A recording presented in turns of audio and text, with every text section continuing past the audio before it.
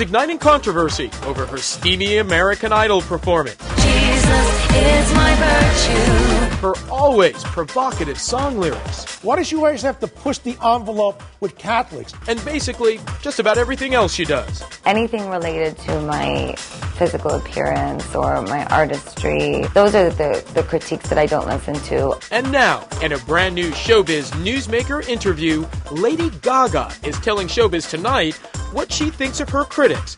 Let's just say she's not writing them any love songs. Well, I would say that critics are synonymous with bullies, and vice versa. Bullies are critics, and critics are bullies. I caught up with Gaga just days after her bump and grind heavy performance of her song Edge of Glory at the American Idol season finale. Now that she's had some time to think about it, does Gaga think she went too far? After the Idol performance, there were some critics who said, well, did she go a little bit too far on stage with that sort of, some said it was sort of like sexual simulation. And so some critics say, when you've got a young audience like on Idol, how far do you go? What would you say to some of those critics? I didn't think that it was particularly sexual at all. Others disagree. American Idol has a really young audience, and I just wonder, knowing their young audience, if this was, and many people think so, the wrong place for that art. Gaga tells Showbiz Tonight she doesn't mind the chatter over her Idol performance. Everyone always has something to say about my performances, and that's great. So keep talking. Thank you.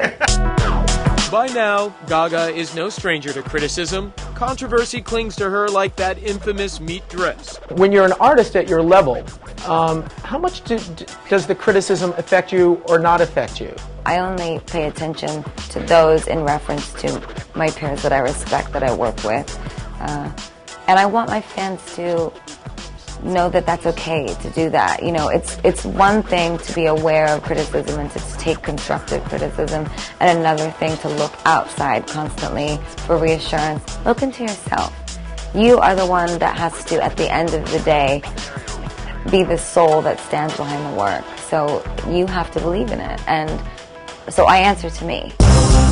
Lady Gaga may answer to herself, but that also makes her harshest critic. I just sometimes feel like a loser still, Earlier this spring, she shocked fans in a different way than she usually does. She broke down on camera while filming an HBO documentary, as her insecurities seemed to get the best of her. It's crazy because it's like we're at the Garden, but I still sometimes feel like a loser kid in high school.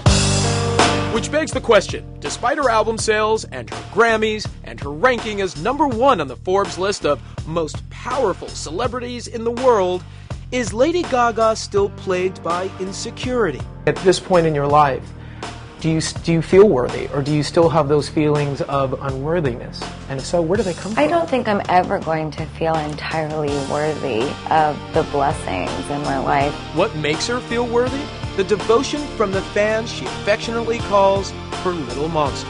It's overwhelming, the kindness and the love that gets injected into the arena every night, into my life in general. And I think I'm going to spend the rest of my life trying to pay them all back. Born This Way is about being yourself and loving who you are and being proud.